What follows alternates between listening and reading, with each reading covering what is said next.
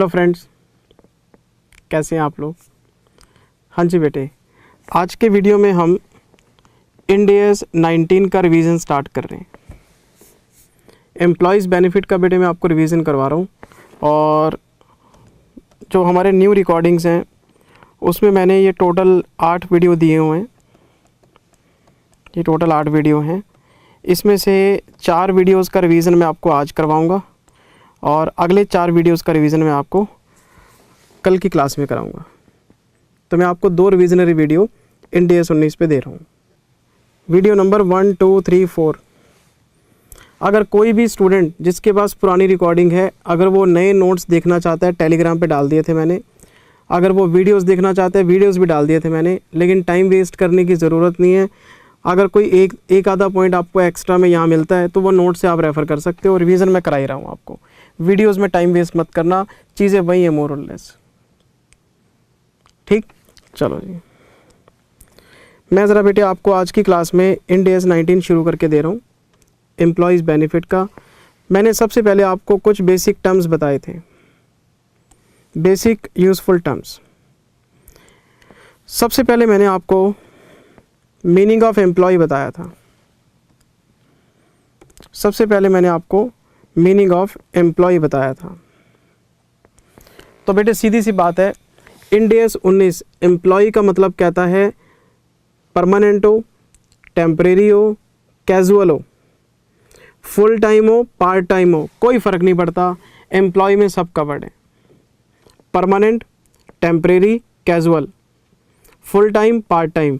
चाहे वो आपकी फैक्ट्री में काम करने वाला वर्कर है, चाहे वो आपके ऑफिस में काम करने वाला स्टाफ है, और चाहे वो डिसीज़न मेकिंग करने वाला मैनेजमेंट है। हर तरह का एम्प्लॉय, हर तरह का वर्कर, हर तरह का मैनेजरियल पर्सनल इसमें कवर्ड है। एन एम्प्लॉय में भी temporary, permanent, casual, full time, part time, worker हो, एम्प्लॉय हो या मैनेजमेंट हो, सब कवर्ड है। एन एम्प्लॉय इंक्लूड्स वर्कर जो फैक्ट्री में काम करता है, स्टाफ जो ऑफिस में काम करता है, डायरेक्टर्स जो मैनेजमेंट को देखते हैं।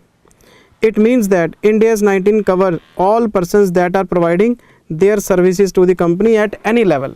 जो कंपनी के लिए काम कर रहा है वो आपका एम्प्लॉय की डेफिनेशन में आएगा। पहली डेफिनेशन तो एम्प्लॉय की हमने ये पढ़ी थी। फिर मैंने आपको meaning of employees benefit expense बताया था। अब आप वर्कर से, स्टाफ से या मैनेजमेंट से सर्विस लेंगे तो उस सर्विस के बदले में आपको पेमेंट तो करनी पड़ेगी। तो वो पेमेंट कैश में भी हो सकती है और काइंड में भी हो सकती है। आप उसको कैश में सैलरी दे सकते हो, आप उसके इंश्योरेंस के प्रीमियम भर सकते हो, आप उसको गाड़ी दे सकते हो, आप उसे खाना खिला सकते हो, आप उसको रहने के लिए घर दे सकते हो। तो जितना पैसा आप उसके लिए खर्च करेंगे वो एम्प्लॉय बेनिफिट एक्सपेंस है, वेदर इन कैश और इन काइंड।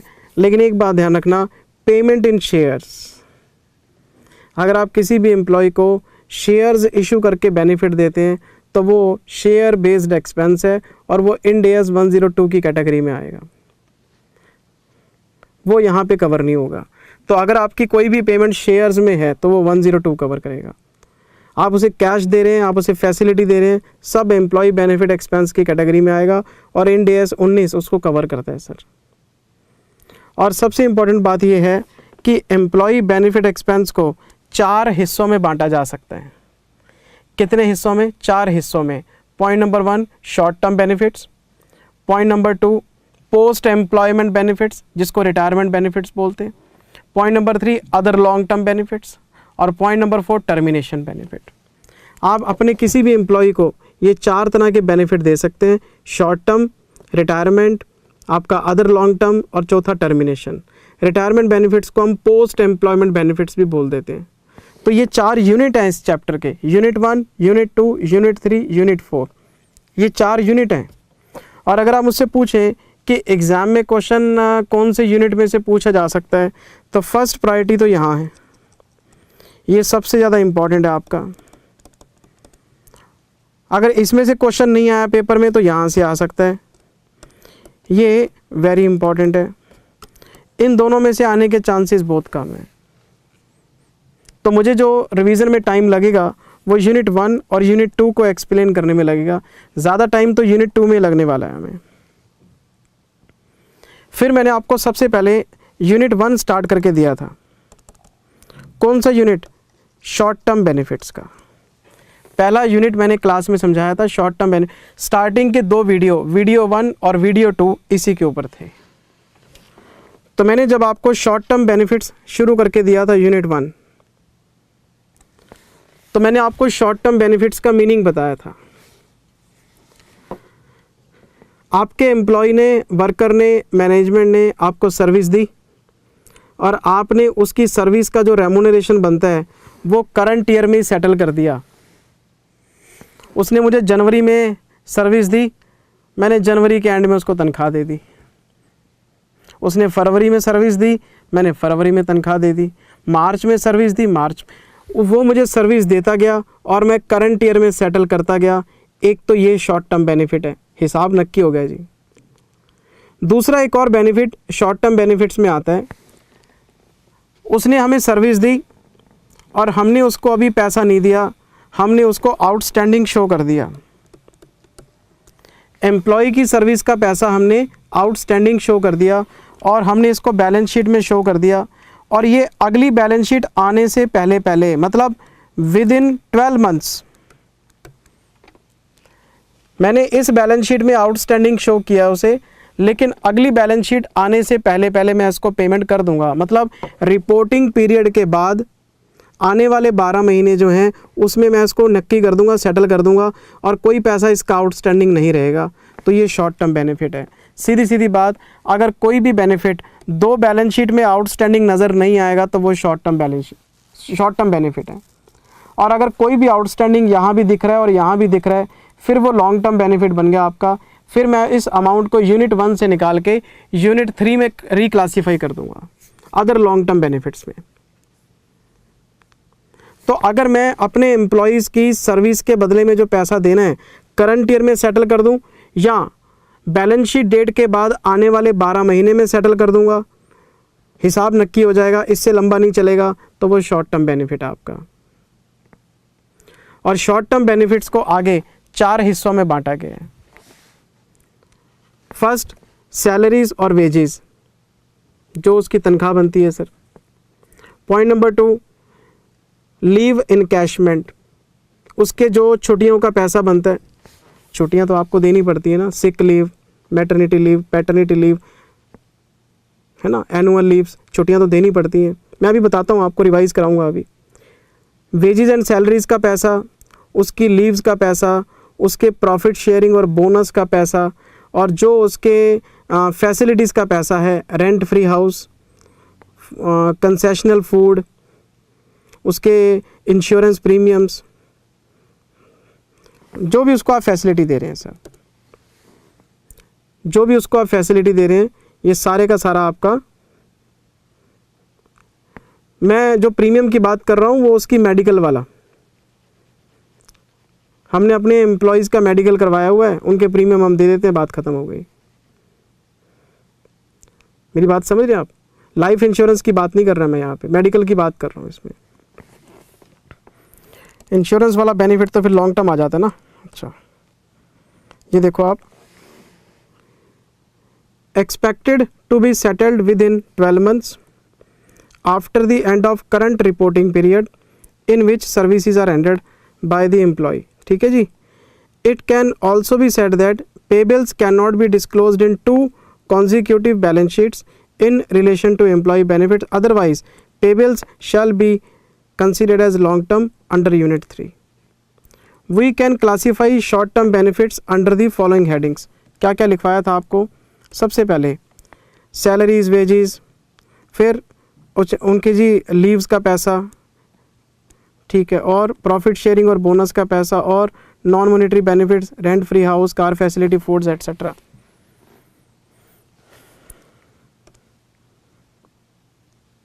ये जो दो पॉइंट्स हैं, ये वाले 2 पॉइंट्स, ये हमने डिटेल में डिस्कस किए हुए हैं। यहाँ तो कुछ करना नहीं होता। Employee benefit expense account debit to bank, P&L account debit to employees benefit expense. यहाँ पे भी वही है, जितना पैसा आप खर्च करेंगे यही 2 एंट्रीज आप यहाँ पे डाल दोगे। लेकिन एक तो हमने लीव्स की अकाउंटिंग सीखी थी, एक हमने प्रॉफिट शेयरिंग और बोनस पर डिस्कशन किया था। शॉर्ट टर्म बेनिफिट्स में से अगर पेपर में क्वेश्चन आ सकता है तो लीव्स में से या प्रॉफिट शेयरिंग में से। और आपके स्टडी मटेरियल में जो नया वाला स्टडी मटेरियल है, जो नए क्वेश्चन ऐड किए हैं वो लीव्स के ऊपर और प्रॉफिट शेयरिंग के ऊपर ही ऐड किए हैं इन्होंने, काफ़ी सारे क्वेश्चन ऐड किए हैं।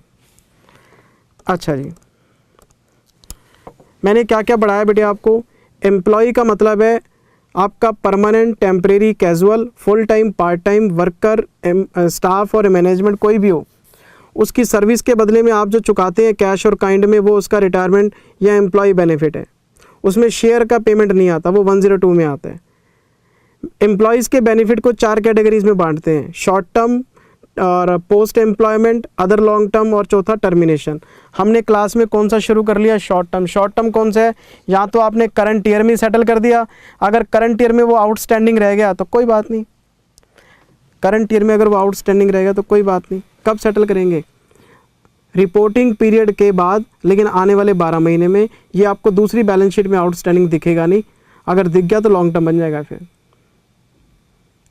अच्छा, फिर इसको हमने 4 कैटेगरी में बांट दिया, सैलरीज, वेजेस, उसका सिक्योरिटी जो सोशल सिक्योरिटी कंट्रीब्यूशन एटसेट्रा जो भी आपने देना है, उसके non monetary benefit, rent free house, concessional food जो भी आपने देना है, कारवार, लीव्स का पैसा, बोनस का पैसा, जो पैसा आपने उसको 12 महीने में देना है सर, ये सब शॉर्ट टर्म बेनिफिट्स हैं। आपको पता है इसमें कुछ खास बातें हैं। शॉर्ट टर्म बेनिफिट्स में मैंने कुछ खास बातें बताई थी आपको। पॉइंट नंबर 1, एक तो शॉर्ट टर्म बेनिफिट्स आपके अनडिस्काउंटेड बेसिस पे होते हैं, कोई डिस्काउंटिंग मॉडल इस्तेमाल नहीं करना आपने, क्योंकि आने वाले 12 महीने में आपने निपटाई देने, या डिस्काउंटिंग का सवाल ही नहीं पैदा होता। पॉइंट नंबर 2, कोई एक्चुरियल वैल्यूएशन करवाने की ज़रूरत नहीं है आपको। पॉइंट नंबर 3, अगर आपने किसी एम्प्लॉय को देने हैं 10,000, आपने दे दिए 12,000, फालतू दे दिए, प्रीपेड बुक कर लो। आपने देने हैं 10,000, आपने दिए हैं 8,000, 2,000 आउटस्टैंडिंग बुक कर लो। सिंपल अकाउंटिंग है सर, बिल्कुल सिंपल अकाउंटिंग है। अच्छा,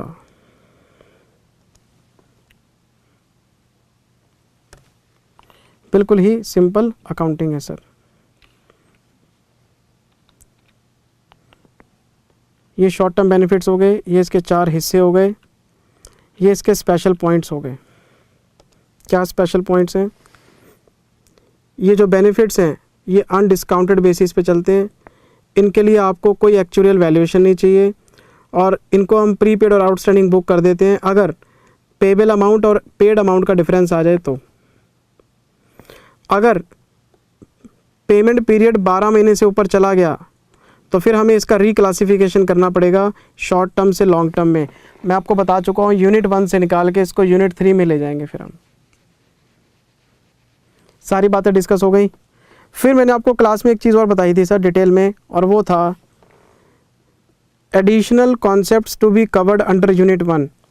शॉर्ट टर्म बेनिफिट्स में कुछ अलग से बातें पढ़ी थी हमने डिटेल में, और वो था शॉर्ट टर्म एब्सेंसेस का, लीव एनकैशमेंट का फंडा पढ़ा था हमने। ये देखो आप, एम्प्लॉयज़ को कंपनी लीव्स देती है, लीव्स का मतलब छुट्टी दे दी, पैसे नहीं कटेंगे। मैं यहाँ पे पेड लीव्स की बात कर रहा हूँ। हमें अपने वर्कर को, एम्प्लॉय को पेड लीव्स देनी पड़ती हैं। ऐसा नहीं है कि उसने छुट्टी मार लिया, आपने उसके पैसे काट लिए, पैसे कटेंगे अगर वो एक लिमिट से ज़्यादा छुट्टियां लेगा तो, लेकिन आपको कुछ छुट्टियां पेड लीव्स के तौर पे देनी पड़ती हैं। उसमें आपकी सिक लीव हो सकती है, मैटरनिटी लीव हो सकती है, पैटर्निटी लीव हो सकती है। Maternity, paternity, sick leaves, social work leaves और मिलिट्री सर्विसेज लीव्स। अब ये मिलिट्री सर्विसेज वाला कई बार बच्चा पूछ लेता है, तो इसका बेस्ट एग्जांपल है मिस्टर MS धोनी। धोनी साहब को आर्मी में जॉब मिली हुई है और इधर से वो क्रिकेट भी खेलते थे, तो कई बार BCCI से छुट्टी लेके मिलिट्री सर्विसेज में चले जाते थे। देश की सेवा है सर, तो ये छुट्टियां दी जाती हैं सर, ये छुट्टियां दी जाती हैं। अब इन छुट्टियों का फंडा क्या है? ये जो एब्सेंसीज हैं, शायद आपको याद हो मैंने क्लास में 2 तरीके की बताई थी आपको। एक तो थी एक्यूमुलेटिंग और एक थी नॉन एक्यूमुलेटिंग। एक्यूमुलेटिंग के 2 पार्ट थे, एक था वेस्टेड और एक था अनवेस्टेड। मतलब वेस्टेड एक्यूमुलेटिंग, अनवेस्टेड एक्यूमुलेटिंग और नॉन एक्यूमुलेटिंग, ये 3 फंडे थे इसमें। पहला फंडा क्या था? एक्यूमुलेटेड वेस्टिंग वाले में,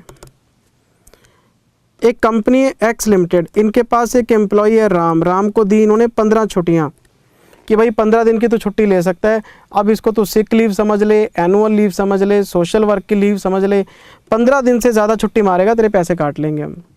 15 दिन की छुट्टी आपके पास है, लेकिन उसने सिर्फ 12 दिन की छुट्टियां अवेल की हैं, उसकी 3 छुट्टियां बच गई। मतलब कंपनी कह रही है 15 दिन घर बैठो, वो 12 दिन ही घर बैठा, उसने 3 दिन कंपनी को एक्स्ट्रा काम करके दिया है। तो हमने कंपनी से पूछा, हाँ जी आपका लीव्स का फंडा क्या है? कंपनी कहती है जी वेस्टेड एक्यूमुलेटिंग है। मतलब अगर कोई एम्प्लॉय छुट्टी नहीं लेता, अगर कोई एम्प्लॉय छुट्टी नहीं लेता तो उसकी जो छुट्टियां उसने नहीं ली उसके बराबर हम उसको कैश दे देंगे। मतलब 3 दिन उसने छुट्टी कम ली है तो कंपनी क्या करेगी, पूरा साल वेट करेगी, 31 मार्च तक पता लग जाएगा कितनी छुट्टियां उसने नहीं ली। तो हम क्या करेंगे, इसको सैलरी पर डे से मल्टीप्लाई करेंगे और इसको हम एक्रिव करके अगले साल पेमेंट कर देंगे उसको। अच्छा, employee benefit expense account debit to accrued expense, 3 दिन इनटू सैलरी पर डे, और इसको बैलेंस शीट में हम करंट लायबिलिटी में शो कर देंगे, ये P&L में चला जाएगा। और अगले साल आपको पता है आने वाले 12 महीने के अंदर अंदर सेटल करना पड़ेगा, तो आपको एक एंट्री पास करनी पड़ेगी, accrued expense account debit to bank. बात खत्म हो गई। इसको बोलते हैं वेस्टेड एक्यूमुलेटिंग। अगर किसी एम्प्लॉय को आपने छुट्टी दी और उसने वो छुट्टी नहीं ली तो जितनी छुट्टियां वो कम लेगा उसके हिसाब से उसका जितना पैसा बनता है उसको आप कैश में दे दो। तो 31 मार्च को बुक कर लो और अगले साल उसको पेमेंट कर देना आप। और अगर वो ज़्यादा छुट्टियां लेगा तो उसकी सैलरी काट लेंगे हम। लेकिन हम कॉन्सेप्ट बात कर रहे हैं लीव इनकैशमेंट की, तो लीव इनकैशमेंट में छुट्टी वो हमेशा कम ही लेगा। अगर वो छुट्टी ज़्यादा लेता है फिर तो फंडे खत्म हो गया ना। तो इसको बोलते हैं वेस्टेड एक्यूमुलेटिंग वेस्टेड। जितनी छुट्टियां कम लेगा हम उसको एक्यूमुलेट कर लेंगे और उसका पैसा कैश में दे देंगे। दूसरा है अनवेस्टेड एक्यूमुलेटिंग। राम को बोला गया कि आप 18 छुट्टियां ले सकते हो, राम ने 12 छुट्टियां ली, उसकी 6 छुट्टियां बच गई सर। वो काम करने आ रहा है, उसने 6 छुट्टियां कम ली हैं। अब राम आया कंपनी के पास, राम ने बोला जी इन छुट्टियों का क्या करोगे आप? कंपनी कहती है भाई कैश तो देंगे नहीं, आप अगले साल ऐसा करना 18 तो बनती हैं आपकी, हर साल देते ही हैं, 6 प्लस कर लो, 24 छुट्टियां हम आपको दे देंगे। मतलब अगले साल छुट्टी के बदले में छुट्टी ले लेना भाई, छुट्टी के बदले में छुट्टी ले लेना, पैसे नहीं मिलेंगे आपको। तो ये जो 6 छुट्टियां हैं हम इसे एक्यूमुलेट करके आगे ले जाएंगे और अगले साल वो जो छुट्टियां लेगा पहले इसमें से सेट ऑफ करेंगे, फिर यहाँ से सेट ऑफ करेंगे, फिर इसमें से जो बचेंगी फिर आगे ले जाएंगे, फिर जो छुट्टियां लेगा पहले वो सेट ऑफ होंगी। ये चलता रहता है सर, FIFO बेसिस पे लेते हैं एक्यूमुलेशन। लेकिन अकाउंटिंग कैसी होगी, अब हम हिसाब लगाएंगे कि ये जो 6 छुट्टियां हैं, ये जो 6 छुट्टियां हैं इसको सैलरी पर डे से मल्टीप्लाई करेंगे, एक्रूड एक्सपेंस बुक नहीं करेंगे, हम प्रोविजन बना देंगे इसका। और मेरे पास बहुत सारे बच्चों का डाउट आया व्हाट्सएप के ऊपर कि सर जब आपने छुट्टी के बदले में छुट्टी ही देनी है तो आप इसका प्रोविज़न क्यों बना रहे हो? अगले साल छुट्टी मार लेगा, तनख्वाह तो लेनी है उसने। नहीं, अगर आप ये 6 दिन आगे कैरी नहीं करते, अगर आप ये 6 दिन आगे कैरी नहीं करते तो उसको इतने दिन काम करना पड़ता, 347 दिन। लेकिन 6 छुट्टियों की वजह से वो काम करेगा 341 दिन। कंपनी को अगले साल प्रोडक्टिविटी का नुकसान हो जाएगा। ये जो 6 दिन काम कम करेगा वो उसके पैसे तो लेगा सैलरी के तौर पे, लेकिन प्रोडक्टिविटी तो कंपनी की कम होगी ना। तो हम एक्रूअल बेसिस पे अकाउंटिंग करते हैं। तो अगले साल क्या करेंगे, आज हमने प्रोविज़न बना दिया 6 दिन का, तो अगले साल जो सैलरी है वो सैलरी 6 दिन की कम डलेगी P&L में। कैसे? हम अगले साल एंट्री पास करेंगे salary account debit to bank, फिर अगली एंट्री पास करेंगे provision debit, P&L debit to salary.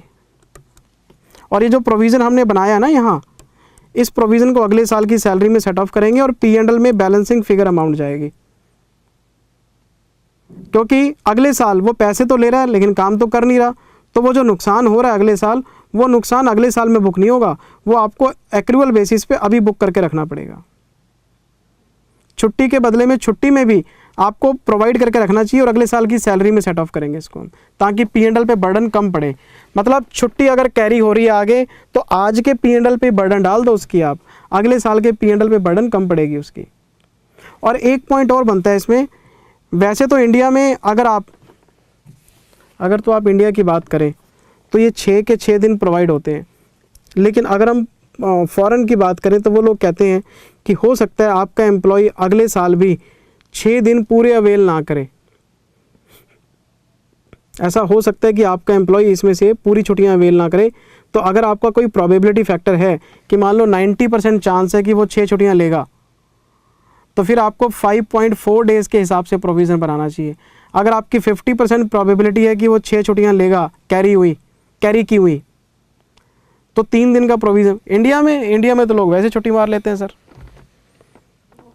वो सिर्फ क्वेश्चंस में दिखता है कि जितनी छुट्टियां आगे कैरी हो रही हैं वो आगे भी पूरी अवेल नहीं करेगा। ना, ये फॉरेन का प्रिंसिपल है।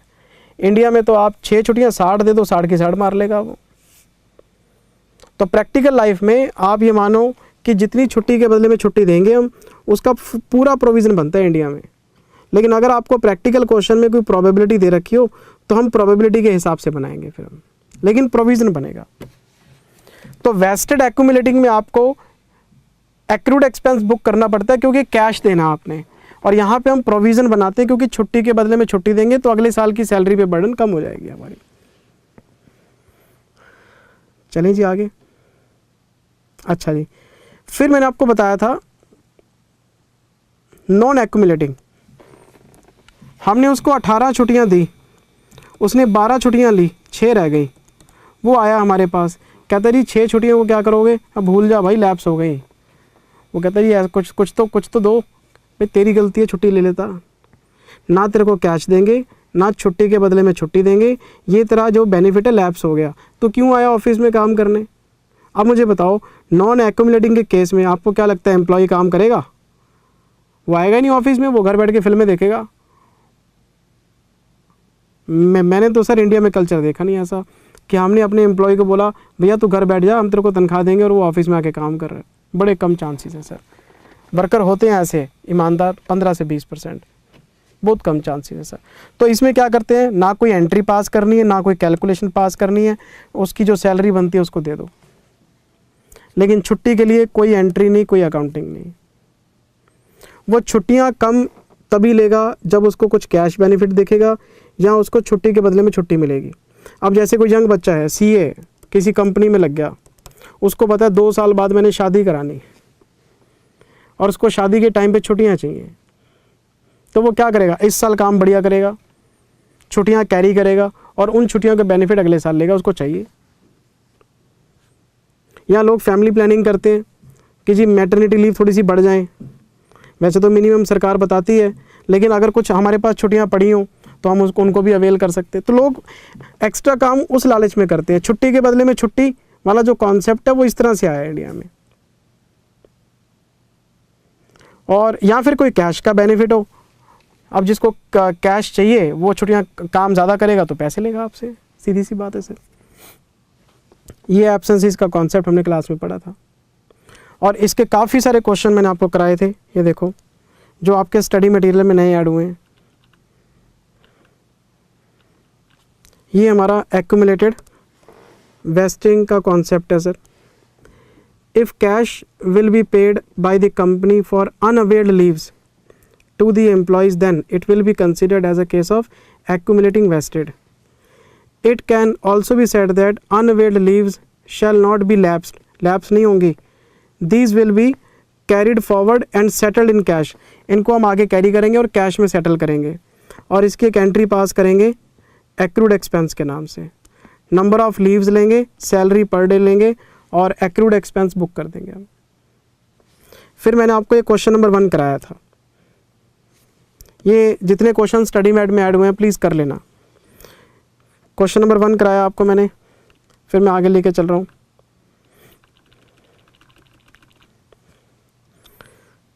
फिर मैं आपको लेके आया एक्यूमुलेटिंग अनवेस्टेड लीव्स में।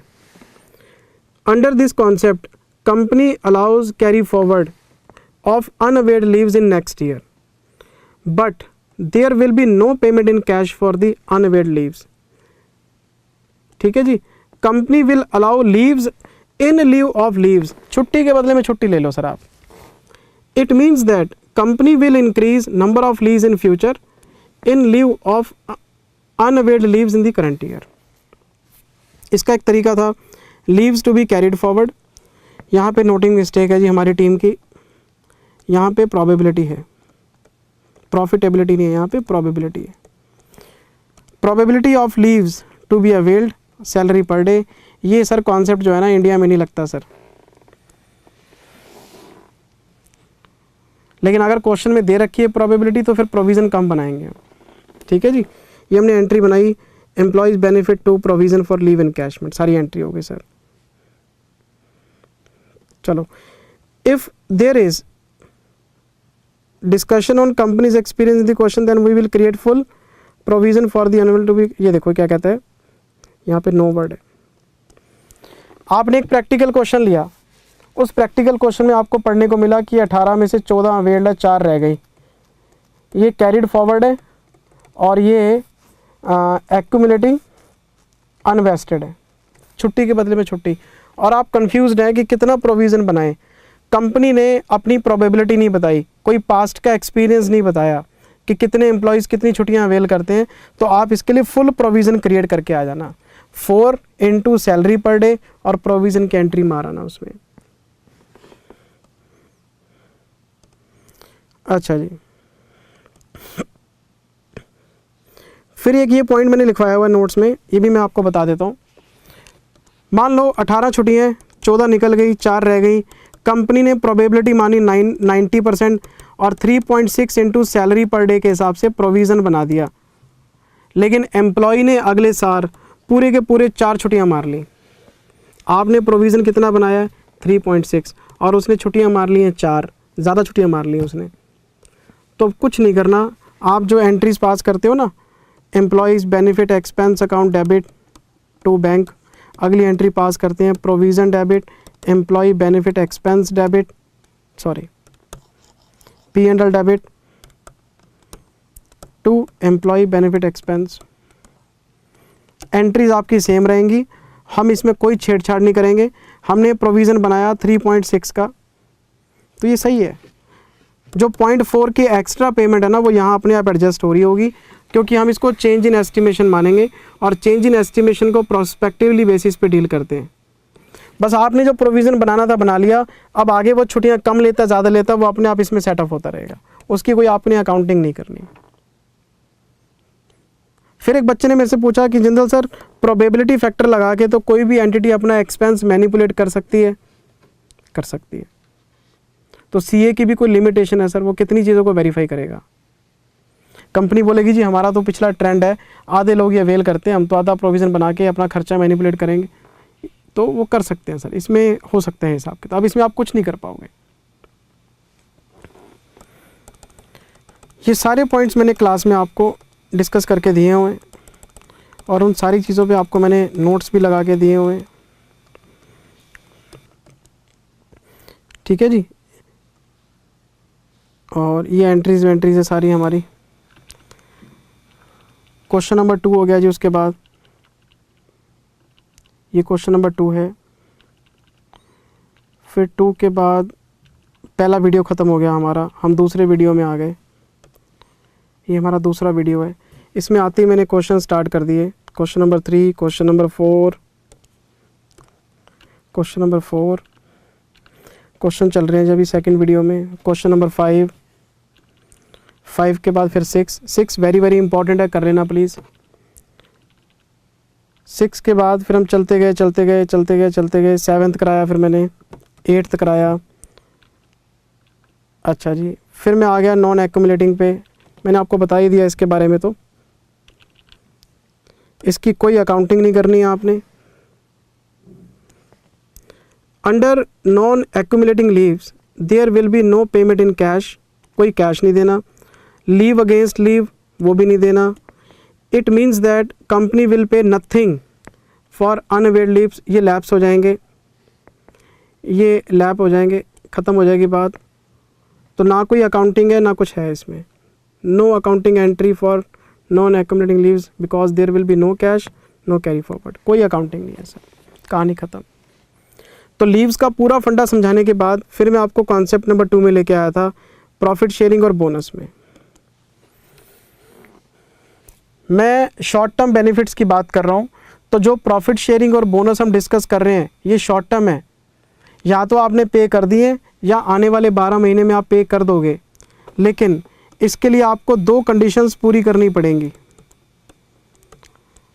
आप किसी भी प्रॉफिट या बोनस के लिए प्रोविज़न बना सकते हैं, इसको शॉर्ट टर्म बेनिफिट्स में ले सकते हैं, लेकिन आपको 2 कंडीशन पूरी करनी पड़ेंगी। कंडीशन नंबर 1, प्रॉफिट शेयरिंग या बोनस के लिए कोई ना कोई लीगल या कंस्ट्रक्टिव ऑब्लिगेशन होना चाहिए। लीगल, आप कंपनी के ऊपर बोनस एक्ट लगता है और बोनस एक्ट के हिसाब से आपको कम से कम बोनस देना पड़ेगा, ये तो लीगल रिक्वायरमेंट है।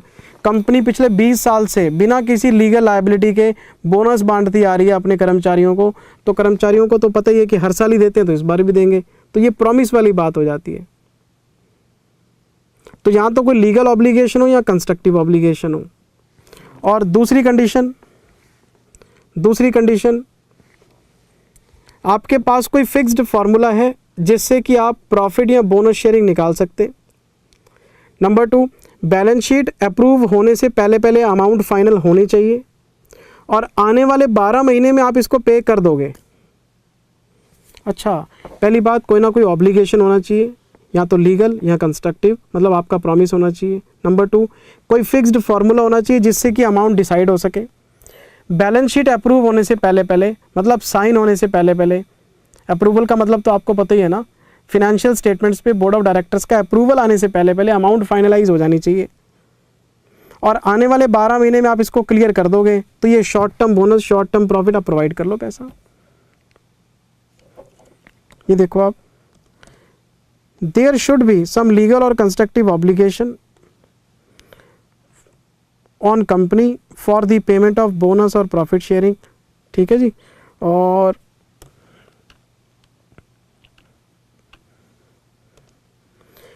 कोई ना कोई फिक्स्ड फार्मूला होना चाहिए और जो अमाउंट है लायबिलिटी की वो फाइनलाइज हो जानी चाहिए अप्रूवल से पहले और आने वाले 12 महीने में इसकी पेमेंट हो जानी चाहिए। यहाँ पे 2 महीने नहीं है, 12 हैं, ये 12 हैं। अच्छा, और फिर हम इसका प्रोविज़न बना देंगे, employees benefit expense to provision. Short term का मतलब ये है कि आने वाले 12 महीने में आप पेमेंट सेटल करोगे। अगर कोई भी लीव्स का पैसा, बोनस का पैसा, प्रॉफिट शेयरिंग का पैसा अगर आने वाले 12 महीने में पे नहीं हुआ, हम इसको शॉर्ट टर्म से निकाल के इसको अदर लॉन्ग टर्म बेनिफिट्स में डाल देंगे और फिर वहाँ पे जाके आपको डिस्काउंटिंग करनी पड़ेगी, क्योंकि अदर लॉन्ग टर्म बेनिफिट्स में डिस्काउंटिंग मॉडल तो आपको लगाना पड़ेगा, फिर फंस जाओगे आप। क्लियर कर दो, जो पैसा देना है एम्प्लॉय को दे दो। तो लीव्स में क्या फंडे निकले? 2, accumulating, non accumulating. Non accumulating की तो अकाउंटिंग ही नहीं बनती, एक्यूमुलेटिंग के 2 केस बनते हैं, वेस्टेड, अनवेस्टेड।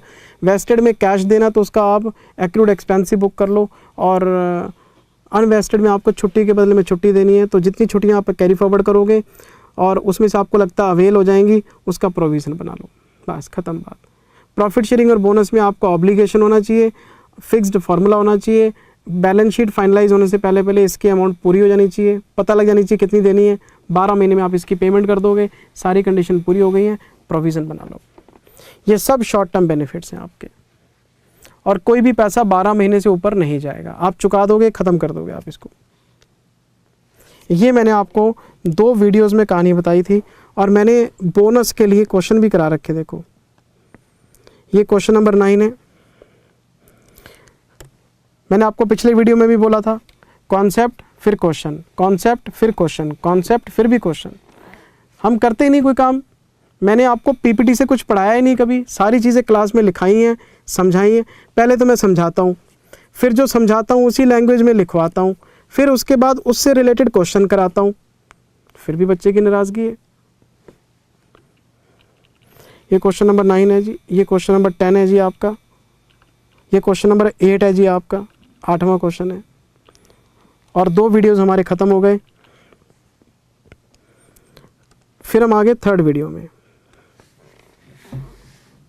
और थर्ड वीडियो में आते ही हमारा यूनिट नंबर 2 स्टार्ट हो गया। और यूनिट नंबर 2 क्या था बेटे हमारा?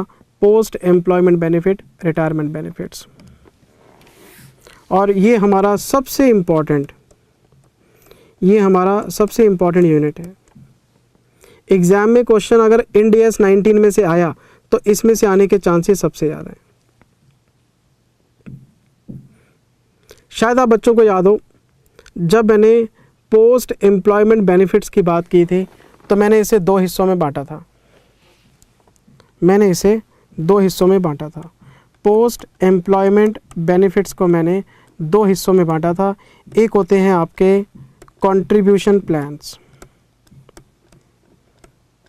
और एक होते हैं आपके बेनिफिट प्लान्स।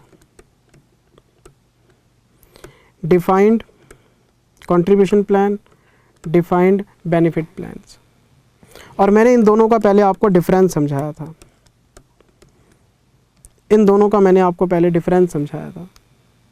और मैंने आपको 3-4 डिफरेंस बताए थे दोनों में। पहला, डिफाइंड कंट्रीब्यूशन प्लान। सबसे पहली बात, ये रिटायरमेंट बेनिफिट प्लान्स हैं आपके। जब एम्प्लॉय रिटायरमेंट लेगा उसको पैसा देंगे हम। अब उसकी सर्विस के 15 साल बचे हो सकते हैं, उसकी सर्विस के 10 साल बचे हो सकते हैं, उसकी सर्विस के 5 साल बचे। जब भी वो कंपनी छोड़ के जाएगा हम उसको ये पैसा दे देंगे। ये रिटायरमेंट बेनिफिट्स हैं और इसकी सेटलमेंट 12 महीने में नहीं होने वाली, उसकी रिटायरमेंट के टाइम पे देंगे हम। तो रिटायरमेंट बेनिफिट इसलिए बोलते हैं कि जब उसका सर्विस पीरियड एंड हो जाएगा उसको पैसा मिल जाएगा। ये 2 तरह के होते हैं बेटे, एक कंट्रीब्यूशन, एक बेनिफिट। पहला डिफरेंस, जब हम डिफाइंड कंट्रीब्यूशन प्लान्स की बात करते हैं, हमने अपने एम्प्लॉय को बोला कि हम आपके बिहाफ पे प्रोविडेंट फंड में पैसा डालेंगे। वो कहता है इससे क्या होगा? मैंने उसको बोला हर बार हम तेरी सैलरी में से कुछ पैसा काटेंगे, कुछ पैसा हम उसमें मिलाएंगे, हम प्रोविडेंट फंड में डालेंगे। वो कहेगा जिससे क्या होगा, जब आप रिटायर हो गए तो आपको लमसम अमाउंट मिलेगी। उसने पूछा आप दोगे? मैंने बोला ना, सरकार देगी। क्यों? प्रोविडेंट फंड को मिनिस्ट्री ऑफ एम्प्लॉयमेंट मैनेज करती है। तो मैंने पैसा कंट्रीब्यूट कर दिया थर्ड पार्टी को, एक एम्प्लॉयर, एक एम्प्लॉई, और थर्ड पार्टी कौन है? गवर्नमेंट। तो मैंने एम्प्लॉय के बिहाफ पे सरकार को पैसा दिया और एम्प्लॉय को बोला वहाँ से ले लियो, सरकार जिम्मेदार है, मैं तो कंट्रीब्यूशन करने के लिए जिम्मेदार हूँ। मैंने सरकार के खाते में पैसे जमा करा दिए, तेरे बिहाफ पे सरकार से ले लियो। थर्ड पार्टी को पैसे दे दिए मैंने अपने एम्प्लॉय का लाइफ इंश्योरेंस करा दिया, मैं इसका इंश्योरेंस प्रीमियम भर रहा हूँ। जब ये इंश्योरेंस पॉलिसी मैच्योर होगी तो ये पैसा मैं नहीं दूंगा, इंश्योरेंस कंपनी से ले लियो। मतलब मैं इसके बिहाफ पे जो पेमेंट कर रहा हूँ वो थर्ड पार्टी को कर रहा हूँ, मेरा कोई लेना देना नहीं। मैं अगर इसका प्रीमियम भरता हूँ, प्रीमियम भरते ही मेरी जिम्मेदारी ख़त्म। मैंने अगर प्रोविडेंट फंड में ट्रांसफ़र करना है, उसमें ट्रांसफ़र करते ही मेरी जिम्मेदारी ख़त्म। इसको बोलते हैं डिफाइंड कंट्रीब्यूशन प्लान। आपने थर्ड पार्टी को पैसा दिया, कंट्रीब्यूट किया, ख़त्म हो गई कहानी। और एम्प्लॉय को पैसे अब मैं नहीं दूंगा, थर्ड पार्टी देगी। लेकिन डिफाइंड बेनिफिट प्लान्स में ऐसा नहीं होता। इसमें हम अपने एम्प्लॉय को कहते हैं हम तेरे को पेंशन देंगे, ग्रेचुटी देंगे। वो कहता है जी कितनी दोगे? हम उसको अमाउंट बता देते हैं कि जितने साल तू सर्विस करेगा उसके अकॉर्डिंग हम आपको 1 साल की सर्विस के लिए इतना पैसा देंगे। मान लो मैंने उसको कह दिया तेरे को 1 साल के मैं 10,000 रुपये की पेंशन दूंगा, तूने मेरे पास 10 साल काम किया तो मैं तेरे को 10 पेंशन दूंगा। तो हर साल 10-10 हज़ार रुपये, 10-10 हज़ार रुपये उसके इकट्ठे होने शुरू हो जाएंगे। तो 10 साल के बाद वो मेरे से 1 लाख रुपये मांगने आ जाएगा। तो उसके 1 लाख रुपये का इंतज़ाम मुझे करना है, थर्ड पार्टी नहीं करेगी। तो जब उसके पैसे का इंतज़ाम मुझे करना है तो मैं उसको प्रॉमिस कर चुका हूँ कि मैं तेरे को इतनी अमाउंट दूंगा। तो डिफाइंड कंट्रीब्यूशन में जो फंड्स हैं वो थर्ड पार्टी मैनेज करती है और डिफाइंड बेनिफिट प्लान में एंटिटी खुद मैनेज करती है। तो उसको अपने प्रॉमिस के हिसाब से पैसा देना पड़ता है। Point number 2, defined contribution plans में चाहे तो इन्वेस्टमेंट का रिस्क हो और चाहे कोई एक्चुरियल रिस्क हो, आपने सरकार को पैसा दिया, सरकार ने उस पैसे को कहीं इन्वेस्ट किया और वो डूब गया, हमारी कोई जिम्मेदारी नहीं। एम्प्लॉय जाएगा गवर्नमेंट के पास, गवर्नमेंट उसको पैसे कम दे ज़्यादा दे, वो एम्प्लॉय का रिस्क है। मतलब इन्वेस्टमेंट का रिस्क, एक्चुरियल रिस्क सारा एम्प्लॉय के ऊपर आ जाता है। हम टेंशन फ्री हैं, हमने तो कंट्रीब्यूशन कर दिया था, करना था कर दिया। तो इन्वेस्टमेंट और एक्चुरियल रिस्क एम्प्लॉय बियर करता है, लेकिन यहाँ पे सारा रिस्क हमारा है। एम्प्लॉय कहता है जी मुझे नहीं पता आपके इन्वेस्टमेंट अच्छे थे बुरे थे, मुझे तो आपने जो प्रॉमिस किया 10 लाख 1 लाख 5 लाख 4 लाख जितनी अमाउंट आपने प्रॉमिस किया उतने दे दो मेरे को तो आप। तो यहाँ पे इन्वेस्टमेंट रिस्क और एक्चुरियल रिस्क एंटिटी बियर करती है, यहाँ पे एम्प्लॉय बियर करता है सर, क्योंकि थर्ड पार्टी और एम्प्लॉय का रिलेशनशिप होता है आपस में। फिर आपस में मैंने आपको डिफरेंस बताया था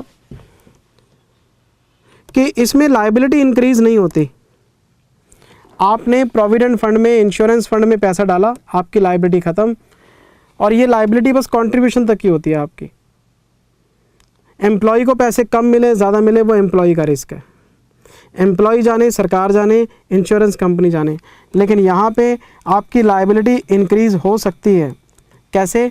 आपने उसके ग्रेचुटी और पेंशन के लिए पैसा इन्वेस्ट किया और वो इन्वेस्टमेंट डिसीजन आपके ख़राब थे, इन्वेस्टमेंट ने परफॉर्म नहीं किया और पैसा डूब गया। एम्प्लॉय कहता है जी मुझे कोई फ़र्क नहीं पड़ता, मुझे मेरा पैसा दे दो, तो आपको अपनी जेब से फिर पैसा निकाल के उसको देना पड़ेगा। तो इन्वेस्टमेंट की परफॉर्मेंस सही ना होने की वजह से आपकी लायबिलिटी इंक्रीज़ हो सकती है, लेकिन यहाँ पे लायबिलिटी इंक्रीज़ नहीं होती।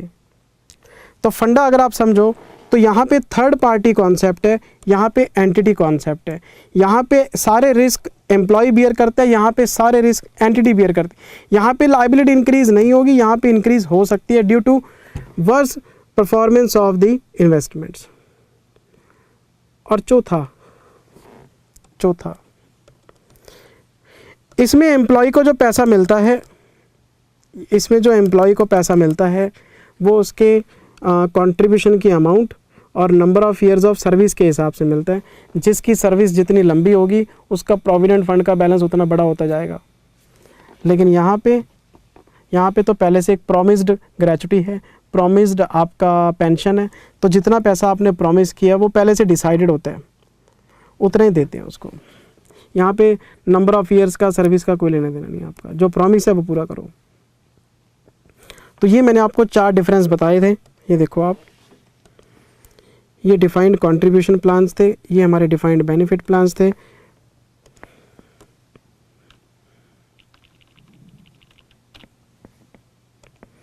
ये हमारा फर्स्ट डिफरेंस था। Under defined contribution plans entity has to constructive or legal obligation to the extent of contribution to a plan third party, जैसे कि पीएफ है, मिनिस्ट्री ऑफ एम्प्लॉयमेंट है, इंश्योरेंस प्रीमियम है तो इंश्योरेंस कंपनी है। यहाँ पे under defined benefit plans entity has constructive और legal obligation to the extent of agreed amount benefit. जो आपने ग्रेचुटी पेंशन उससे प्रॉमिस किया वो आपको देनी पड़ेगी। अच्छा, यहाँ पे एक्चुरियल रिस्क को या कोई इन्वेस्टमेंट रिस्क को ये एम्प्लॉय बियर करेगा, एंटिटी का कोई लेना देना नहीं है, एंटिटी का सिर्फ कंट्रीब्यूशन तक लेना देना है। यहाँ पे एक्चुरियल रिस्क और इन्वेस्टमेंट रिस्क सारा एंटिटी का खुद का है इटसेल्फ, क्योंकि एंटिटी खुद मैनेज करती है सब कुछ। लायबिलिटी इंक्रीज़ नहीं हो सकती, यहाँ पे लायबिलिटी इंक्रीज़ हो सकती है अगर आपके इन्वेस्टमेंट ने परफॉर्म नहीं किया तो। क्यों? जितना पैसा आप उसके लिए प्रोवाइड करते हैं उसके लिए फिर वो पैसा प्लान एसेट्स में लगता है। प्लान एसेट्स अगर परफॉर्म नहीं करेंगे तो फिर आपको पैसा ज़्यादा लगाना पड़ेगा अपनी जेब से। फिर एम्प्लॉय को जो पैसा मिलेगा वो कंट्रीब्यूशन की अमाउंट और उसकी पीरियड ऑफ सर्विस के हिसाब से मिलेगा। यहाँ पे प्री डिसाइडेड होता है कि क्या देना है आपने। ये पूरा मैंने ओवरऑल आपको डिफरेंस बताया था। These funds are managed by third parties और these funds are managed by entity itself. ये सबसे बड़ा डिफरेंस होता है आपका। फिर हमने इसके एग्जाम्पल पढ़े थे। ये देखो आप, मैंने आपको इसके एग्जाम्पल पढ़ाए थे। ये डिफाइंड कंट्रीब्यूशन प्लान्स के एग्जांपल थे। स्टेट प्लान, सरकार को दे दो पैसा, इंश्योरेंस प्लान, इंश्योरेंस कंपनी को दे दो, मल्टी एम्प्लॉयर प्लान बताया था आपको। ये क्या होता है, मान लो टाटा है और रिलायंस है, इन्होंने अपने एम्प्लॉयज़ को, टाटा और रिलायंस दोनों अलग अलग एंटिटीज़ हैं, पर इन्होंने अपने वर्कर्स की रिटायरमेंट के लिए एक ट्रस्ट बना ली और ये पैसा इस ट्रस्ट को कंट्रीब्यूट करते हैं और ये ट्रस्ट उन फंड्स को मैनेज करेगी। इनका कोई लेना देना नहीं है, बस ये ट्रस्ट में पैसा डाल देंगे, उसके बाद जो ट्रस्ट है वो मैनेज करेगी सारे फंड्स को। एम्प्लॉय को अगर पैसा चाहिए तो इस ट्रस्ट से लेंगे। तो अलग अलग कंपनीज अगर मिलके कोई ट्रस्ट एस्टैब्लिश कर देती हैं for the retirement of their employees, तो ये भी डिफाइंड कंट्रीब्यूशन की कैटेगरी में आता है। लेकिन एक एक्सेप्शन भी है जिसमें मल्टी एम्प्लॉयर प्लान्स को हमने डिफाइंड बेनिफिट प्लान माना था। वो कौन सा एक्सेप्शन था, अगर टाटा ये कह दे अपने एम्प्लॉयज़ को कि तुम ट्रस्ट से पैसे ले लेना, लेकिन अगर आपको ट्रस्ट ने इतने पैसे नहीं दिए तो मैं बैठा हूँ, मेरे से ले लेना, फिर तो गारंटी वाली बात हो गई ना, फिर तो बेनिफिट प्लान हो गया आपके। और एक और बात, अगर ये थर्ड पार्टी है तो इस थर्ड पार्टी से आप इंफॉर्मेशन नहीं मांग सकते। आपने पैसा कंट्रीब्यूट किया, ख़त्म हो गई बात। लेकिन अगर ये थर्ड पार्टी आपको रिपोर्टिंग करती है प्रॉपरली और आपको इसके सिग्निफिकेंट सारे रिजल्ट पता है, तो फिर आपकी इन्वॉल्वमेंट है इसके अंदर, तो फिर हम इसको कंट्रीब्यूशन प्लान नहीं मान सकते। थर्ड पार्टी का मतलब है आपने थर्ड पार्टी को पैसा दे दिया, कहानी ख़त्म हो गई। लेकिन अगर वो थर्ड पार्टी आपको टाइम टू टाइम रिपोर्ट करती रहती है तो फिर तो आपकी इन्वॉल्वमेंट बनी हुई है ना, फिर तो बेनिफिट प्लान माना जाएगा। तो आपका जो मल्टी एम्प्लॉयर प्लान है, ये अगर ट्रस्ट के फॉर्म में आप थर्ड पार्टी की तरह ट्रीट करते हो तो कंट्रीब्यूशन है। लेकिन अगर आपका इन्वॉल्वमेंट बना रहता है, एम्प्लॉयज़ के लिए आपकी गारंटी बनी रहती है, आप उसकी मैनेजमेंट में, उसके डिसीजन मेकिंग में पूरा इन्वॉल्वमेंट लेते हैं, फिर तो बेनिफिट प्लान माना जाएगा। तो मल्टी एम्प्लॉयर प्लान्स की फिर अकाउंटिंग हम बेनिफिट प्लान्स की तरह करेंगे। तो ये ज़रूरी नहीं कि मल्टी एम्प्लॉयर प्लान हमेशा ही आपका डिफाइंड कंट्रीब्यूशन प्लान हो, कंडीशन चेक करनी पड़ेगी। थर्ड पार्टी का मतलब थर्ड पार्टी आपकी इंडिपेंडेंट होनी चाहिए, और अगर थर्ड पार्टी में आपका इन्वॉल्वमेंट बना रहता है सर, फिर नहीं चलेगी ये बात। ये पूरी बात मैंने आपको समझाई थी। फिर हमने अकाउंटिंग शुरू करी थी सर, फिर हमने अकाउंटिंग शुरू करी थी किस चीज़ की, डिफाइंड कंट्रीब्यूशन प्लान्स की। फिर हमने अकाउंटिंग शुरू करी थी डिफाइंड कंट्रीब्यूशन प्लान्स की। सबसे आसान अकाउंटिंग यही थी, कुछ नहीं करना होता। Employees benefit expense account debit to cash, P&L account debit to expense. Contribution में तो कुछ करना ही नहीं, पंगा ही नहीं है। जितनी पेमेंट आप करोगे बस ये 2 एंट्रीज आपने डाल देनी है। Employees benefit expense account debit to cash, P&L account debit to employee benefit expense. अब इसके साथ 2-3 बातें और भी हैं। फर्स्ट, कोई डिस्काउंटिंग मॉडल अप्लाई नहीं करना। सेकंड, कोई एक्चुरियल अजम्पशन काम नहीं करेगी। नंबर 3, अगर आपने कंट्रीब्यूशन ज़्यादा पे कर दिया तो वो प्रीपेड है, कम पे कर दिया तो वो आउटस्टैंडिंग है। कोई पंगा ही नहीं है, ना डिस्काउंटिंग का, ना एक्चुरियल अजम्पशंस का। बस आपने क्या करना है, सिंपली एक्सपेंस की तरह प्रीपेड और आउटस्टैंडिंग बुक करना है। और अगर जितने पैसे बनते हैं अगर आप उतने ही देंगे तो कोई आउटस्टैंडिंग नहीं है, कोई प्रीपेड नहीं है आपका। ये देखो आप, these plans are accounted for an undiscounted basis without actuarial assumptions. अच्छा, difference between contribution payable and contribution paid will be considered as outstanding prepaid. ज़्यादा कंट्रीब्यूशन तो कोई करता नहीं सर, कम कर सकते हैं, आउटस्टैंडिंग रह सकता है। फिर हमने इसके ऊपर 13 क्वेश्चन किया हुआ है। मैंने ये चैप्टर कहाँ से शुरू किया था, मैंने सबसे पहले आपको एम्प्लॉय का मीनिंग बताया, फिर मैंने आपको एम्प्लॉय बेनिफिट एक्सपेंस का मीनिंग बताया, फिर आपको 4 यूनिट बताए, short term, post employment, other long term और चौथा टर्मिनेशन। फिर मैंने शुरू करके दिया आपको शॉर्ट टर्म। शॉर्ट टर्म के आगे 4 हेडिंग थे, सैलरी वेजेस हो गए, लीव इनकैशमेंट हो गया, बोनस प्रॉफिट शेयरिंग हो गया और नॉन मॉनेटरी बेनिफिट हो गए। लीव इनकैशमेंट में आपको बताया एक्यूमुलेटिंग, नॉन एक्यूमुलेटिंग। एक्यूमुलेटिंग के फिर 2 फंडे बताए, वेस्टेड, अनवेस्टेड। और फिर मैंने आपको प्रॉफिट शेयरिंग में 2 कंडीशन बताई कि आपका कोई ऑब्लिगेशन होना चाहिए, कैलकुलेशन का फंडा होना चाहिए, बैलेंस शीट से पहले अमाउंट फाइनलाइज होनी चाहिए और 12 महीने में पेबल होनी चाहिए आपकी। फिर मैंने शुरू करके दिया आपको यूनिट नंबर 2 पोस्ट एम्प्लॉयमेंट का, जिसको रिटायरमेंट बेनिफिट्स बोलते हैं। उसके 2 हेडिंग्स हैं, एक है कंट्रीब्यूशन प्लान, एक है बेनिफिट प्लान। कंट्रीब्यूशन प्लान में एंटिटी की जो जिम्मेदारी है वो सिर्फ कंट्रीब्यूशन करने तक की है, क्योंकि थर्ड पार्टी इसको मैनेज करेगी, एम्प्लॉय जाने और वो एंटिटी जाने। एम्प्लॉयर का कोई लेना देना नहीं, उसको पैसे कम मिल सकते हैं, ज़्यादा मिल सकते हैं, वो उनका आपस का लफड़ा है। लेकिन डिफाइंड बेनिफिट प्लान में सारी गारंटी एंटिटी की होती है। जितनी आपने ग्रेचुटी पेंशन उसको प्रॉमिस किया उतने पैसे आपको देने पड़ेंगे और उसके लिए आपको तैयारी करनी पड़ेगी। फिर मैं आपको डिफाइंड कंट्रीब्यूशन प्लान्स की अकाउंटिंग बता रहा हूँ। कुछ नहीं करना, benefit to bank, P&L to benefit, कोई डिस्काउंटिंग नहीं करनी, कोई एक्चुअल वैल्यूएशन नहीं करनी और प्रीपेड आउटस्टैंडिंग पे आपने ध्यान रखना है, बस इतनी सी बात है। पंगा कहाँ है? पंगा है बेनिफिट प्लान्स में। ये 13th क्वेश्चन के बाद जब हम इसको आगे लेके आते हैं, फिर 11वां और 12वां क्वेश्चन होमवर्क में दिया हुआ है, इसका मतलब इसका आंसर बुक में होगा।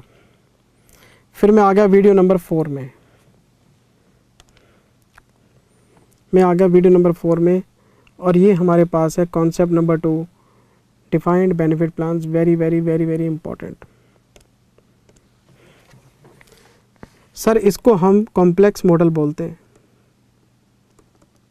इसको हम कॉम्प्लेक्स मॉडल बोलते हैं सर, कॉम्प्लेक्स मॉडल बोलते हैं इसको। अकाउंटिंग का सबसे कॉम्प्लेक्स मॉडल है ये। क्यों?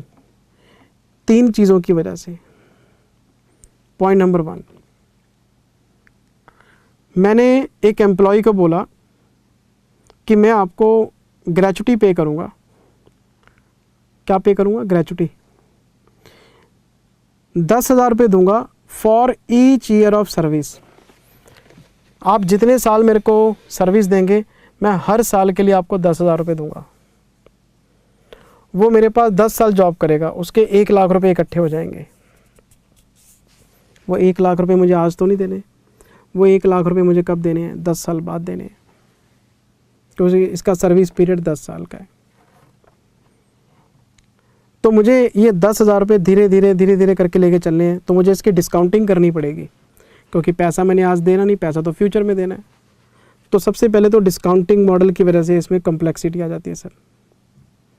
पॉइंट नंबर 2, फिर हमें देखना पड़ता है कि क्या ये 10 साल की सर्विस पूरी कर लेगा, इसकी डेथ तो नहीं हो जाएगी, ये फिजिकल डिसेबल तो नहीं हो जाएगा, ये कंपनी छोड़ के तो नहीं चला जाएगा। बहुत सारे अजम्पशंस हैं, तो हमें एक्चुरियल अजम्पशंस का इस्तेमाल करना पड़ता है।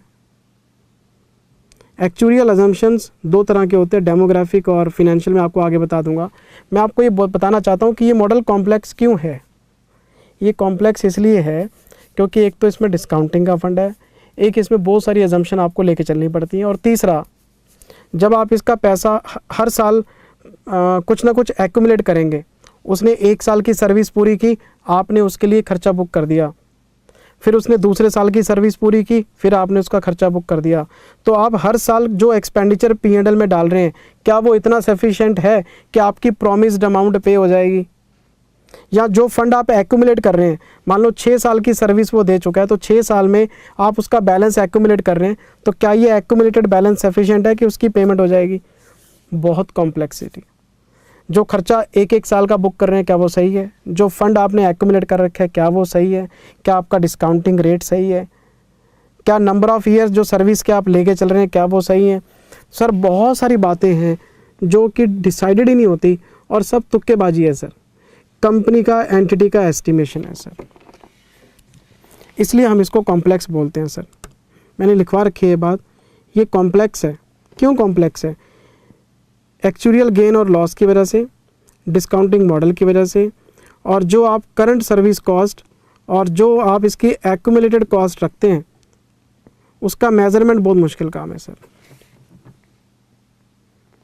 फिर मैंने आपको बताया था कि ये 2 तरह के होते हैं सर, फंडेड, अनफंडेड। हम यहाँ पे फंडेड की बात कर ही नहीं रहे। क्यों?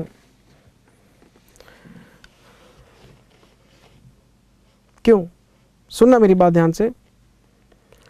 मैंने एक एम्प्लॉय को ग्रेचुटी प्रॉमिस कर दी कि मैं तेरे को 5 लाख दूंगा, प्री डिसाइडेड है, 5 लाख दूंगा, देने हैं मुझे 5 लाख। अब मेरे को बड़ी टेंशन है यार, 5 लाख रुपए देने हैं, मैं क्या करूं। मैंने इंश्योरेंस एजेंट को बुलाया, उसको बोला यार इस एम्प्लॉय को मैंने 5 लाख देने हैं इतने साल के बाद, बता क्या करूं। वो कहते जी आप प्रीमियम भर दो, हमें आप इसका इंश्योरेंस करा दो 5 लाख का, हमें प्रीमियम देते रहो, जब टाइम आ जाएगा तो हम आपको पेमेंट दे देंगे 5 लाख, आपको इंतज़ाम करना नहीं पड़ेगा। तो फंडेड का मतलब है मैं थर्ड पार्टी के पास जा रहा हूँ और थर्ड पार्टी मेरे प्रॉमिस को पूरा करने के हिसाब से मुझे प्रीमियम बता देगी, मैं उनको प्रीमियम देता रहूँ। शायद आपको याद हो इंटर में पढ़ते थे हम वो सिंकिंग फंड इन्वेस्टमेंट, डिबेंचर को रिडीम करना होता है, उसके लिए हम सिंकिंग फंड बना लेते हैं। तो सिंकिंग फंड का एक टाइप था इंश्योरेंस पॉलिसी, हम डिबेंचर्स की पेमेंट के लिए इंश्योरेंस करवा लेते हैं, प्रीमियम देते रहते हैं, पॉलिसी मैच्योर होती है, पैसा आ जाता है, डिबेंचर होल्डर को दे देते हैं। और दूसरा होता था सिंकिंग फंड, हम खुद सब कुछ मैनेज करते थे। तो अगर आप कोई भी बेनिफिट प्लान फंडेड नेचर में लेके चलते हैं तो ये तो कंट्रीब्यूशन प्लान है, इसमें क्या दिमाग लगाना है, जो प्रीमियम आप दे रहे हो बस वो P&L में डालते रहो। तो हम फंडेड की बात नहीं कर रहे, लफड़ा तो सारा अनफंडेड का है।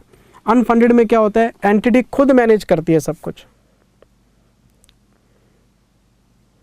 कंपनी लायबिलिटी साइड में फंड बनाएगी और एसेट साइड में प्लान एसेट्स को मैनेज करेगी। मतलब सिंकिंग फंड भी खुद बनाएंगे और सिंकिंग फंड इन्वेस्टमेंट भी हम खुद मैनेज करेंगे। एग्जांपल दे रहा हूँ सिंकिंग फंड का, कल को पता नहीं कोई किसी कहीं बवाल कर दो, जुंदो सर ने तो सिंकिंग फंड बढ़ा दिया, एग्जांपल दे रहा हूँ मैं। जब हम सब कुछ खुद मैनेज करते हैं, इधर लायबिलिटी और इधर एसेट्स, तो ये हमारा अनफंडेड है, एंटिटी खुद मैनेज करेगी सब कुछ। तो ये लफड़े का काम है, इसके लिए पढ़ेंगे हम चैप्टर, इसके लिए पढ़ेंगे। और फिर हमारी अकाउंटिंग स्टार्ट होती है सर, ये देखो आप, फिर हमारी अकाउंटिंग स्टार्ट होती है, steps for accounting under complex method. आज के रिविजनरी वीडियो में मैं सिर्फ आपको पहला स्टेप समझाने जा रहा हूँ, ये मेरा पहला स्टेप है, बस इतना ही बताऊंगा आपको। और ये है recognition and measurement, current service cost and PV of DBO, PVDBO, current service cost PVDBO, इसका रिकॉग्निशन और मेजरमेंट, बस मुझे ये बताना है। और इसके 3 हिस्से हैं। पहले स्टेप के अंदर मैंने आपको 3 हिस्से बताए थे, शायद आपको याद हो।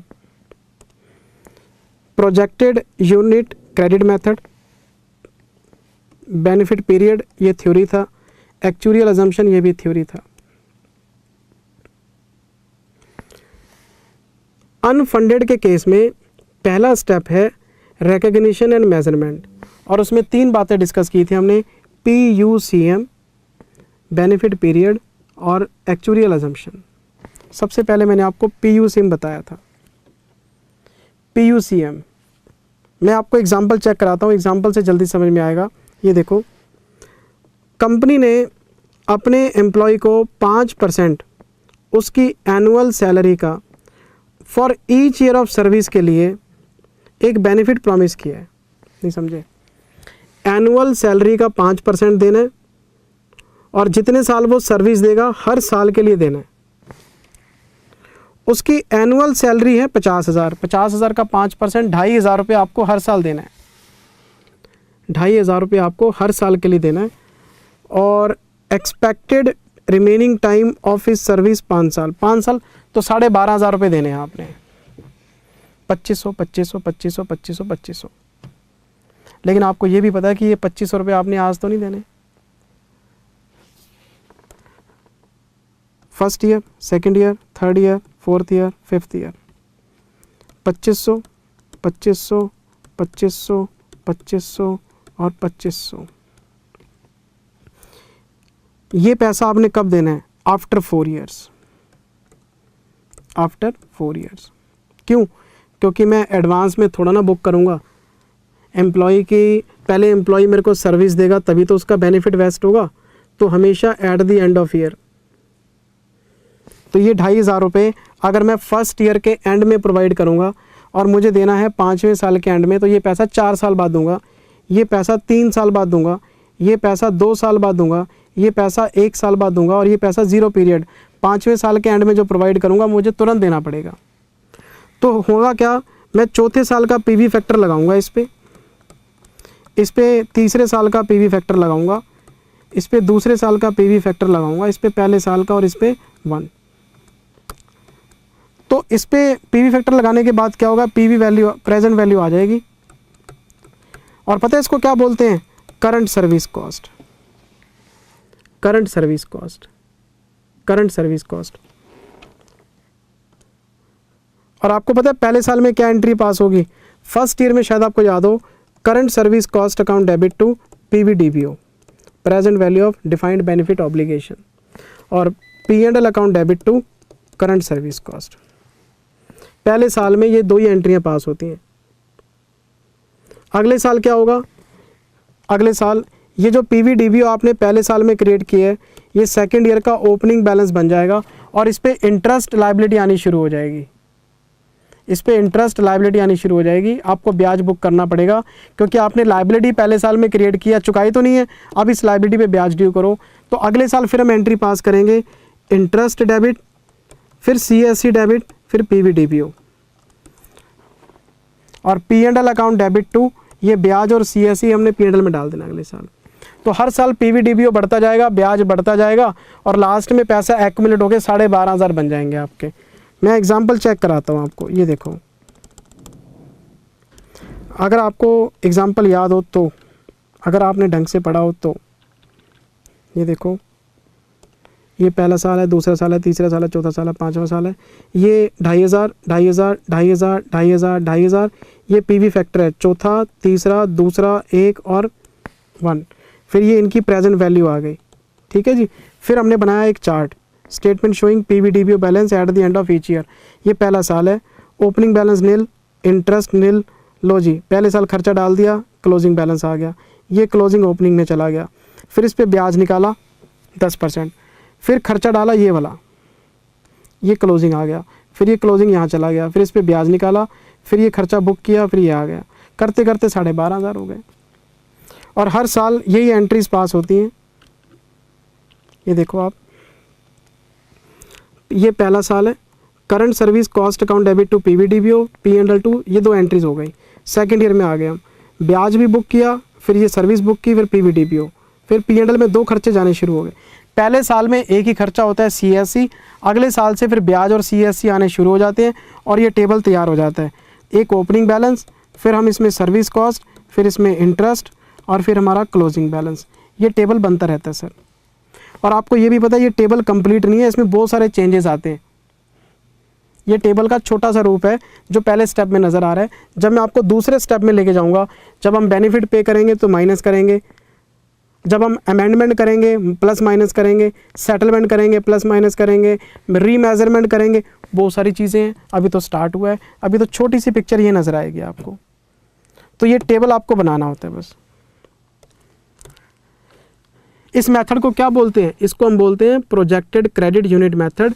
जितने पैसे आपने देने हैं उसको पहले डिस्काउंट कर लो और फिर उस पर धीरे धीरे ब्याज लगा लगा के उसको ग्रॉस अप करते रहो। ये देखो, ये स्टेटमेंट आपको बनानी, अरे यार, ये स्टेटमेंट आपको बनानी होती है हर साल। ये ओपनिंग है, ये ब्याज है, ये सीएससी है और ये क्लोजिंग है। अच्छा, जो सीएससी और इंटरेस्ट है ये तो पी&एल में जाएंगे और जो पीवीडीबीओ का बैलेंस है ये बैलेंस शीट में जाएगा और नॉन करंट लायबिलिटीज में दिखाते रहेंगे।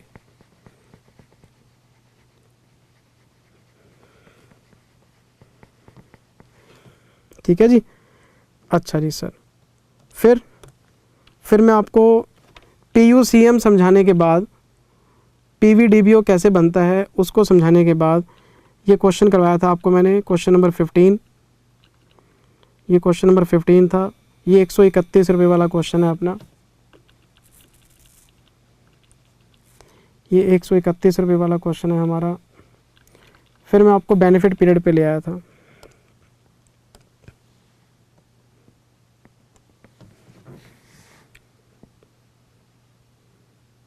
बहुत सिंपल फंडा है और वो है SLM। बेनिफिट पीरियड क्या है? जितने साल के लिए आपको खर्चा बुक करना है उसको हम बोलते हैं बेनिफिट पीरियड। अभी मैंने आपको एग्जांपल कराया, 2,500, 2,500, 2,500, 2,500, 2,500, 5 साल के लिए, तो 5 साल क्या है? बेनिफिट पीरियड है। 2,500, 2,500, 2,500 क्या है? SLM है। लेकिन यहाँ पे IND AS 19 कहता है कि बेनिफिट पीरियड को आराम से एनालाइज कर लो कि इसके अंदर फ्लक्चुएशन तो नहीं है। कभी कभार क्या होता है, बेनिफिट पीरियड के दो हिस्से होते हैं, कुछ हिस्से में तो हायर बेनिफिट्स होते हैं और कुछ हिस्से में लोअर बेनिफिट्स होते हैं। एक एम्प्लॉय ने 10 साल काम करना है, उसके स्टार्टिंग के 5 साल में लोअर बेनिफिट पीरियड है और जैसे जैसे उसका सर्विस पीरियड बढ़ेगा हायर बेनिफिट पीरियड आता जाएगा। तो फिर आपको स्प्लिट ऑफ करना पड़ेगा कि ये नॉमिनल बेनिफिट्स वाला पीरियड है, ये हायर वाला है, तो दोनों में SLM अलग अलग काम करेगा। तो अगर बेनिफिट पीरियड सेम है तो फिर तो कोई लफड़ा ही नहीं है। अगर बेनिफिट पीरियड आपका हायर और लोअर बेनिफिट वाला है तो उसको स्प्लिट ऑफ करके फिर उसको अलग अलग SLM करेंगे। पॉइंट नंबर 2, एक आपको वेस्टिंग का हिसाब रखना पड़ेगा। कैसे? आपने एम्प्लॉय को बोला मैं तेरा हर साल बेनिफिट एक्यूमुलेट कर रहा हूँ, लेकिन कंडीशन सिर्फ एक है, 10 साल कम से कम सर्विस करनी पड़ेगी तेरे को। अगर तूने 10 साल से कम सर्विस करी मैं ग्रेचुटी नहीं दूंगा। तो इसका मतलब ये जो पैसा आप एक्यूमुलेट कर रहे हैं ये ज़रूरी नहीं है कि आपको देना पड़े। क्यों? हो सकता है एम्प्लॉय छोड़ के चला जाए। तो आपको प्रोबेबिलिटी फैक्टर लगाना पड़ेगा कि कितने एम्प्लॉयज़ हैं जो कि इस कंडीशन को पूरा कर पाएंगे। तो फिर आपको सारे एम्प्लॉयज़ के लिए खर्चा बुक करने की ज़रूरत नहीं है, आप प्रोबेबिलिटी फैक्टर से अपना एक्सपेंस ठीक कर सकते हो। अगर आपके पास 150 एम्प्लॉयज़ हैं और आपको लगता है 50 तो चले ही जाएंगे, 100 ही बचेंगे, तो 100 एम्प्लॉयज़ का खर्चा मैनेज कर लो आप। लेकिन कंडीशन चेंज हो सकती है। आपने अपने एम्प्लॉय को बोला कि मैं आपको 10 साल की ग्रेचुटी पे करूँगा, कंडीशन ये है जितने साल आपने पूरे कर लिए वो मैं आपका कैंसिल नहीं करूँगा, वो आपका बेनिफिट एक्यूमुलेट हो गया, वेस्टेड हो गया। मान लो एक बंदे ने 2 साल की सर्विस दी, कंडीशन है 10 साल की, लेकिन वो 2 साल की सर्विस जो उसने दी है उसका पैसा वेस्ट हो गया, तो उस केस में प्रोबेबिलिटी फैक्टर नहीं लगाना आपने, क्योंकि जो 2 साल पूरे करने के बाद अगर वो छोड़ के गया भी तो भी आपको 2 साल के पैसे तो देने पड़ेंगे उसको। तो देखना पड़ेगा कि कंडीशन क्या आपकी बेनिफिट पीरियड में, क्या कोई बेनिफिट पीरियड लोअर या हायर है तो उसको स्प्लिट ऑफ करो, अलग अलग SLM करो। अगर आपका वेस्टेड अनवेस्टेड का कोई केस बनता है ग्रेचुटी या पेंशन का तो वो भी चेक करो आप। थ्योरेटिकल बात है सर, और इसके रिगार्डिंग मैंने आपको 4-5 क्वेश्चन रीड करने के लिए सलाह दी थी आपको। ये देखो 16, 17, 18, 19, 20, 21, 22, 23 ये सिर्फ और सिर्फ इसी पे थे बेनिफिट पीरियड पे। 1, 2, 3, 4, 5, 6, 7, 8 और मैंने वो डिस्कशन इन लेक्चर का मतलब आंसर इनके बुक में गिवन है आपको। अच्छा जी, फिर मैंने आपको ये अजम्पशंस के बारे में बताया था, एक्चुरियल अजम्पशंस। सर ये 2 तरह की होती हैं सर, एक होती है डेमोग्राफिक, एक होती है फिनेंशियल। बिना अजम्पशन के तो आपका अकाउंटिंग ही नहीं हो सकता। ये डेमोग्राफिक क्या है? नंबर ऑफ एम्प्लॉयज से रिलेटेड जो अजम्पशन है वो डेमोग्राफिक है, और कैलकुलेशन से जो रिलेटेड आपकी अजम्पशंस हैं वो फिनेंशियल है। अगर मुझसे कोई पूछे कि मेरे पास 500 एम्प्लॉयज़ हैं और मैं इनके लिए ग्रेचुटी या पेंशन क्रिएट करना चाहता हूँ, तो मैं अज्यूम करूँगा ना कि 500 में से कितने एम्प्लॉयज़ की डेथ हो जाएगी, कंपनी का पास्ट एक्सपीरियंस क्या है, कितने एम्प्लॉयज़ की डेथ हो जाती है, कितने एम्प्लॉयज़ हैं जो अर्ली रिटायरमेंट ले लेते हैं, कितने एम्प्लॉयज़ हैं जो डिसेबल हो जाते हैं। अच्छा, एम्प्लॉय टर्नओवर रेशो क्या है हमारी, तो मैं देखने की कोशिश करता हूँ कि कितने एम्प्लॉयज़ को पैसा देना पड़ेगा मुझे। और हमारे फिनेंशियल अजम्पशंस क्या है? डिस्काउंटिंग रेट क्या होना चाहिए, जब ये रिटायर होगा तो इसकी फाइनल सैलरी क्या होगी, अच्छा अगर इसके साथ डिस्प्यूट होगा तो सेटलमेंट कैसे होगा, ये सारी चीज़ें। और बिना अजम्पशन के तो आपको पता है अकाउंटिंग होती नहीं है। तो डिफाइंड बेनिफिट प्लान्स में मैंने जो पहला स्टेप आपको करके दिया था वो पहला स्टेप था recognition and measurement of CSC and PVDPO। PUCM revise करो ढंग से, प्लस जो बेनिफिट पीरियड और जो आपका ये एजम्पशन वाला पार्ट है ये आप गो थ्रू कर सकते हैं रीडिंग से। और मुझे नहीं लगता कि बेनिफिट पीरियड के जो छोटे छोटे एग्जाम्पल हैं वो पेपर में आएंगे, वो सिर्फ अंडरस्टैंडिंग के लिए। पेपर में अगर क्वेश्चन आएगा तो PUCM का आ सकता है, या जो स्टेप 2 में हम पढ़ेंगे वीडियो नंबर 5 में उसमें से आ सकता है, अगर आप एग्जाम्स की बात करो तो। बाकी सब नॉलेज के लिए आपका, राइट। तो मैंने 1 से लेकर 4 तक आपको वीडियो रिवाइज कराने थे, मैंने करा दिए, अगले 4 अगले पार्ट में कराऊंगा आपको। Thank you very much, take care, bye bye, love you, God bless you, bye bye.